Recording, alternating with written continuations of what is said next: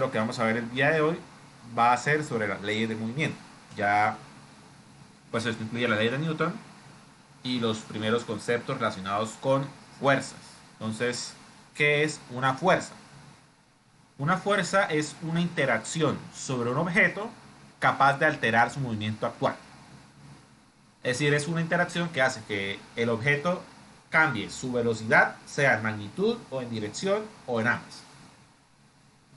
En otras palabras, una fuerza es una interacción capaz de causar una aceleración sobre un objeto. Es decir, siempre que veamos un objeto que esté siendo acelerado, este objeto está siendo sujeto a una fuerza, la cual es la que causa esa aceleración. Entonces, la fuerza es una magnitud vectorial con una dirección igual a la dirección de la aceleración que puede causar esa fuerza. Aunque algo importante que tenemos que notar es que muchas veces no tenemos solamente una fuerza, sino que tenemos una serie de fuerzas interactuando entre sí. Es decir, un objeto siendo afectado por una multitud de fuerzas. Entonces, en esos casos, pues cada fuerza va a tratar de acelerar un objeto hacia su dirección y básicamente lo que va a terminar resultando siendo la aceleración que va a experimentar el objeto va a depender de lo que se denomina como la fuerza neta, que es la suma vectorial de todas y cada una de las fuerzas ejercidas sobre un cuerpo. Es decir, si tengo un cuerpo que está siendo jalado para la izquierda y jalado para la derecha, si se está moviendo hacia la derecha tenemos una fuerza neta. Entonces, cuando estemos buscando calcular el movimiento de un objeto influenciado por una serie de fuerzas, tenemos que calcular la fuerza neta. Las unidades de fuerza son unidades de masa por aceleración. Es decir, por ejemplo, kilogramos por metro sobre segundo cuadrado, gramo por centímetro sobre segundo cuadrado, libra por pie sobre segundo cuadrado. Esas unidades, pues, también tienen sus propios nombres para que no tengamos que poner todo ese mamarracho, kilogramos, metro, segundo cuadrado, cada vez que hablamos de fuerza. Entonces, la unidad del sistema métrico decimal de la fuerza, en particular del sistema MKS y la unidad más utilizada en la ciencia es el Newton, que pues es un kilogramo por metro sobre segundo cuadrado. Está también la DINA, que es la unidad del sistema CGS, que es un gramo por centímetro sobre segundo cuadrado. Y el poundal, que es la unidad del sistema imperial. La unidad básica del sistema imperial. Aunque, pues, como vamos a ver, hay otra unidad que también se utiliza mucho. Yo se la voy a explicar ahorita, que es la unidad de peso. Entonces, esas son las unidades de fuerza. Las fuerzas se pueden clasificar de acuerdo a si son de contacto o no de contacto. Entonces, una fuerza de contacto es una fuerza que es aplicada a través de una superficie de contacto entre el medio que transfiere la fuerza y el objeto sujeto a dicha fuerza. Por ejemplo, si tenemos un cuerpo amarrado a una cuerda y estamos jalando la cuerda, entonces el jalar la cuerda hace que se aplique una fuerza a través de la superficie en la cual se amarra la cuerda al objeto.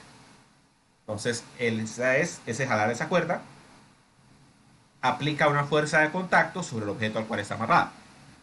O también, por ejemplo, patear una pelota, lo que hacemos es aplicar una fuerza de contacto y pues la superficie de contacto es la superficie del pie que impacta la pelota. Entonces, esas son las fuerzas de contacto, que son la gran mayoría de las fuerzas que encontramos nosotros en nuestra vida cotidiana. O sea, profe, que el balón impacta con la manera en que nosotros lo pateamos, con la fuerza en que nosotros lo pateamos. Ajá, lo que aplica la aceleración inicial sobre el balón, lo que va a afectar su movimiento inicial, lo que va a hacer que pase de estar quieto a comenzar a moverse en una dirección particular, va a ser la fuerza que le transfiera el pie al estar en contacto con el balón. Cuando deja de estar en contacto, ya el balón pasa a estar en movimiento de caída libre, movimiento parabólico. Ah, ok. Entonces, eso es una fuerza de contacto. La fuerza de contacto solo se transfiere cuando los dos cuerpos están en contacto. Por otra parte, tenemos las fuerzas de campo, que son unas fuerzas que se ejercen por las interacciones fundamentales entre los cuerpos, que son interacciones que se pueden sentir sin necesidad de estar en contacto de los cuerpos, se pueden sentir a distancia. Entonces, sí, cuando hablamos de una fuerza de campo, hablamos de una interacción a distancia. Eh, Estas fuerzas, pues, son unas fuerzas muy particulares, que, pues, como les dije, son de la ley, son relacionadas con las leyes fundamentales de la física. Particularmente en la vida cotidiana nos vamos a encontrar solamente con dos tipos de fuerzas de campo, que son la fuerza de la gravedad y las fuerzas electromagnéticas. Entonces, esos son los dos únicos tipos de fuerzas que nos vamos a encontrar de este tipo. Hay otras fuerzas que pues afectan en la escala subatómica, pero en nuestro caso nosotros estamos trabajando solamente con eh, fuerzas que pues afectan a la escala humana. Más básicamente por la mera definición de que estamos en la física clásica, y en la escala clásica lo que nos importa es desde, digamos, desde los milímetros hasta metros y por muchos kilómetros. Entonces, sí, una fuerza de campo. Cuando hablamos de fuerza de campo, por lo general vamos a hablar de la gravedad o de fuerzas electromagnéticas, de atracciones electrostáticas o repulsiones electrostáticas, o atracciones y repulsiones magnéticas. Y de todos modos, de esas, pues las atracciones electrostáticas y magnéticas solo ocurren en unos casos muy específicos. La mayoría de las veces, la fuerza de campo que nos vamos a encontrar va a ser la fuerza de la gravedad, más exactamente la gravedad, la atracción de la gravedad que ejerce la Tierra sobre un cuerpo que estamos analizando. Entonces, esas son las fuerzas de campo. Entonces, aquí vamos a ver un pequeño ejemplo de cómo calcular una fuerza resultante. Bueno, el ejercicio dice que tenemos un disco de hockey que tiene una masa de 0.3 kilogramos deslizándose sobre la superficie de una pista de patinaje. Dos bastones golpean el disco al mismo tiempo, ejerciendo fuerza sobre el disco como se observa en el diagrama acá. Es decir, un bastón golpea en esta dirección con una fuerza de 5 newtons y otro golpea en esta dirección con una fuerza de 8 newtons. Y pues nos piden calcular la magnitud de la fuerza neta aplicada sobre el disco. Y pues para hacer ese cálculo tenemos que hallar la fuerza neta, que recordemos es un vector, entonces lo que tenemos que hacer para hallarla es una suma vectorial. Y recordemos que siempre que estemos manejando vectores, vamos a querer emplear, a querer manejar esos vectores siempre que podamos como componentes. Y pues en este caso, pues ya nos dan todos los datos para manejarlos como componentes. Nos dan magnitud y nos dan el ángulo con respecto al eje X. Entonces es fácil manejarlos como componentes. Entonces, podemos calcular la componente en X de cada una de las fuerzas, la componente en Y de cada una de las fuerzas, y sumarlas para hallar la componente resultante de la fuerza resultante. Y pues después, ya conociendo la fuerza resultante, las componentes, pues vamos a hallar la fuerza en su magnitud. También podríamos hallar su dirección, pero eso requiere algo de trigonometría, pues que... Es decir, se puede, pero pues requiere algo de trigonometría. Requiere una función que se llama arcotangente. Pero en fin, aquí nos preguntan solamente la magnitud de la fuerza resultante. Y para O hacerlo, sea, profe, dígame. disculpe. Suma Y, X más Y para hallar la longitud. Se hace una suma, ¿no? En la suma de componentes que la hacemos para sumar cualquier tipo de vectores, y en este caso en particular para hallar la fuerza resultante, tenemos que calcular las componentes en cada uno de los ejes con, es decir, la magnitud y por supuesto si es positivo o negativo, sumarlas todas, es decir, sumar las componentes de X con las componentes de X, las componentes de Y con las componentes de Y lo que nos debe sumar las componentes de X es la componente X de la fuerza resultante, lo que nos debe sumar las componentes de Y es la componente Y de la fuerza resultante. ¿Ya? Veámoslo en acción para ver si de pronto queda más claro. Entonces, Primero calculamos la componente en X del vector 1, que es este vector. Entonces, ¿qué conocemos del vector 1? Listo, conocemos el valor del vector 1, que es 5 newtons, y conocemos el ángulo con respecto al eje X, que es 20 grados. ¿Qué función trigonométrica utilizamos para hallar la componente en X?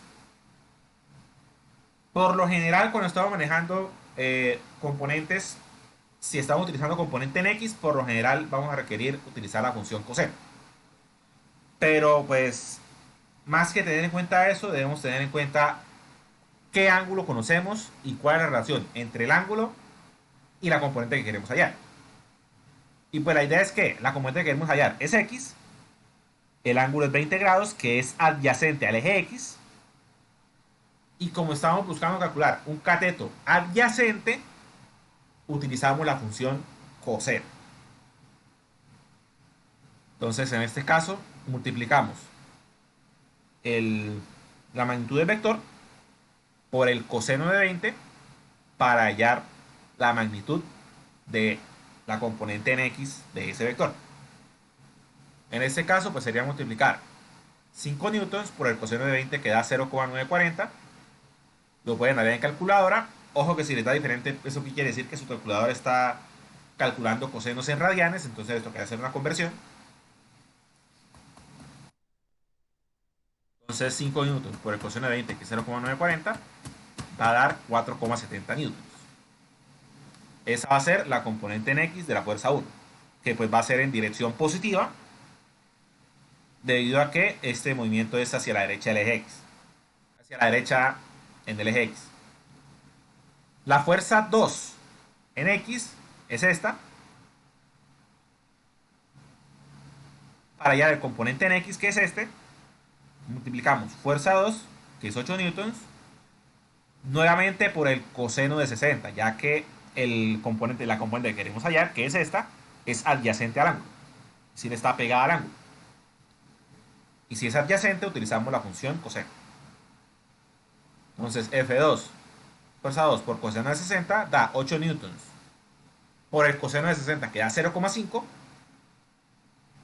Y eso da exactamente 4 newtons.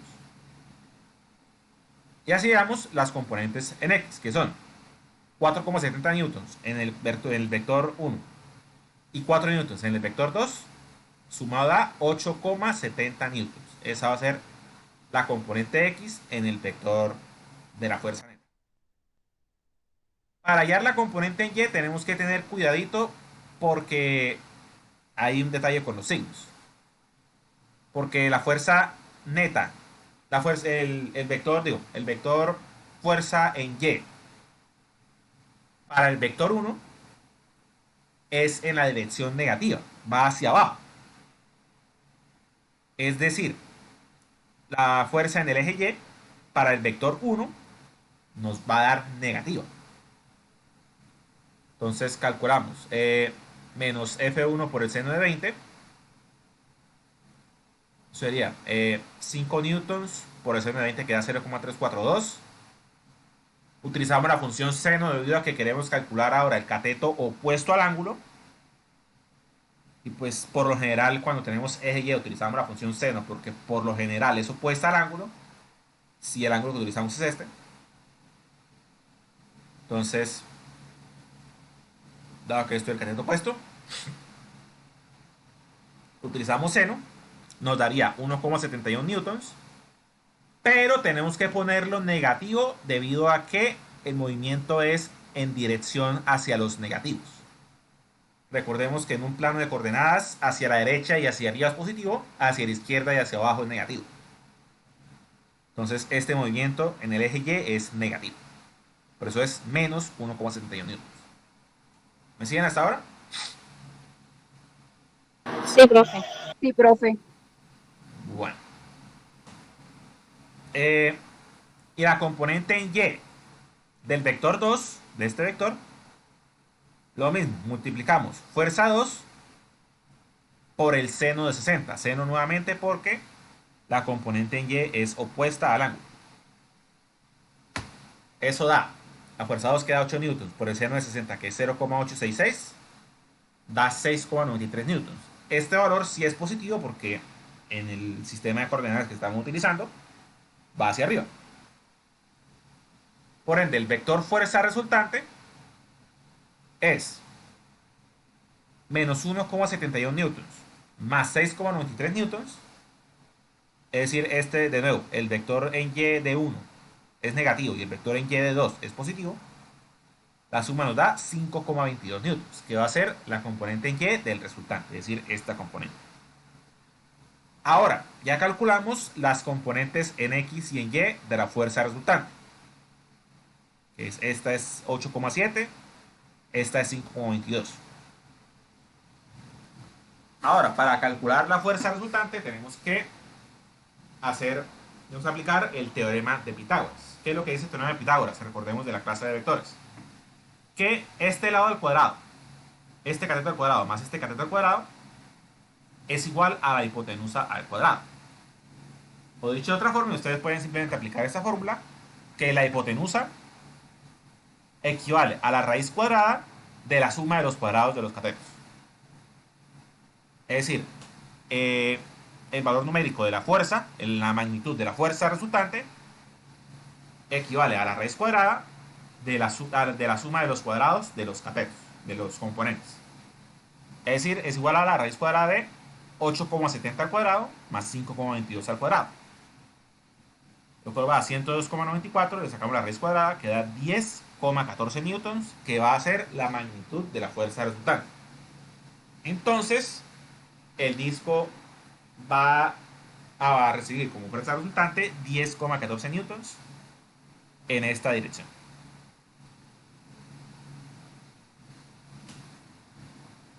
¿Quedó claro? Sí, profe. Sí, profe, tengo Sí. una pregunta para usted, profe. Comente. Disculpe.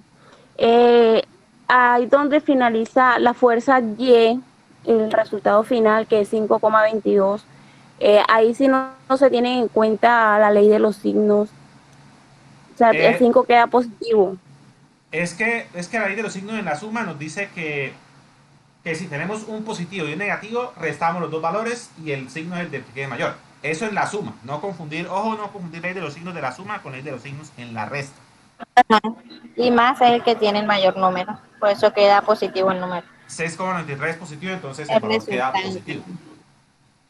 Ok, profe. Tenga eso muy en cuenta porque eso es una confusión que me ocurre mucho en el álgebra, en las clases de álgebra. Que muchos como que piensan que la ley de los signos dice que sumar un negativo con un positivo ya de una vez queda negativo. Y no, si fuera así, cualquier resta daría negativo. Entonces, Profe, tenga eso muy en cuenta. Sí, diga a la otra compañera que tiene la pregunta. profe, lo que pasa es que usted me va a disculpar, pero yo no entendí ya lo último de donde está la...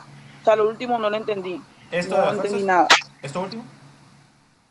Sí, eso es lo último, no lo entendí. Bueno, entonces le repaso. La idea es que para hallar, es decir, ya hallamos los componentes, ¿cierto? Es decir, quedó claro cómo hallamos cada una de las componentes. Sí, eso sí. Para hallar la magnitud de la fuerza resultante, tenemos que aplicar teorema de Pitágoras sobre este triángulo, que es el triángulo compuesto por las componentes de la fuerza resultante y la hipotenusa. Y recuerde que el teorema de Pitágoras, ¿qué es lo que dice? Que f cuadrado, es decir, el cuadrado de la hipotenusa, es igual a la suma de los cuadrados de los catetos, que son las componentes. F de x al cuadrado más fy al cuadrado. Esto lo dice el teorema de Pitágoras, que probablemente muchos lo vieron en el colegio, pues yo lo repasé rápidamente en la clase de vectores, si no recuerdo. Bueno, no importa. Entonces sí, la fuerza, el cuadrado de la fuerza es igual a la suma de los cuadrados de las componentes de la fuerza. Ahora, para calcular el valor de la fuerza sola, tenemos que sacar raíz cuadrada. Porque tenemos fuerza al cuadrado, tenemos que sacarle la raíz cuadrada. Entonces, si solamente conocemos estos dos valores, fuerza de x al cuadrado, fuerza de y al cuadrado, para hallar el valor de la fuerza cuadrada, tenemos que sacar el raíz cuadrada al resultado de esa suma. Entonces de ahí sale esto, que fuerza es igual a raíz cuadrada de fuerza de x cuadrado más fuerza de y cuadrado. ¿Ahora sí entiende de dónde sale esto o todavía no? Sí, ya entendí ya, profe. Esa Y ya el parte. resto es simplemente pues, resolver la operación. Reemplazamos fuerza de x por 8,7, fuerza de y por 5,22. Nos da 102,94 y le sacamos raíz cuadrada. Ok, profe, ya entendí ya. Listo. Gracias. Esto es lo mismo que nosotros aplicamos en cualquier ejercicio que nos pidan hacer suma de vectores. Es decir, que para hallar desplazamientos resultantes, si nos dan los desplazamientos, pues este es el caso de pronto más importante que vamos a ver cuando hablemos de fuerzas, que es el cálculo de la fuerza resultante. Tenemos que tomar en cuenta cada una de las fuerzas, hacer la suma vectorial y lo que nos quede es la fuerza resultante, y en esa dirección se va a realizar la aceleración. Y como vamos a ver, también podemos calcular la aceleración conociendo un dato más, que es la masa. Vamos a llegar a eso en breve. Entonces, si no hay más preguntas, vamos a continuar con las leyes del movimiento, que pues se le atribuye a este cierto personaje, Sir Isaac Newton. Que hay una famosa leyenda que dice que a Newton se le ocurrieron las leyes del movimiento cuando le cayó una manzana en la cabeza, como que le cayó, ¡ay! Y dijo, ¡oh! Leyes del movimiento. De pronto es más razonable pensar eso en que probablemente la caída de una manzana es uno de los muchos fenómenos naturales que Isaac Newton observó mientras estaba desarrollando su teoría sobre el movimiento. Y pues la teoría del movimiento de Newton es una teoría muy antigua. ¿Es de cuándo? Es del siglo XV, XVI. Y pues aún a día de hoy la utilizamos por lo menos para aproximar los valores del movimiento en la física clásica. Y pues en la escala de la física clásica sigue siendo una teoría de movimiento muy válida y que la vamos a utilizar en muchos momentos. Entonces, pues fue un gran desarrollo el que hizo Isaac Newton, y pues por ende lo vamos a repasar una vez más ahora. Entonces, para los que no recuerden, vamos a ver la ley de Newton. Ahora, algo importante que cabe mencionar es que las leyes de Newton aplican dentro de un marco de referencia inercial. Ahora, ¿qué me refiero con un marco de referencia? Un marco de referencia es básicamente el marco desde el cual el observador analiza el sistema, que pues se puede observar como el sistema de coordenadas que utilizamos para identificar las posiciones del sistema, que pues por lo general, sobre todo si estamos manejando movimiento en dos dimensiones y una de las dimensiones vertical, pues la dimensión horizontal pues es paralela al piso y la dimensión vertical es vertical al piso. Sin embargo, ese observador no siempre es un observador estático. Vamos a ver un pequeño ejemplo de lo que comento.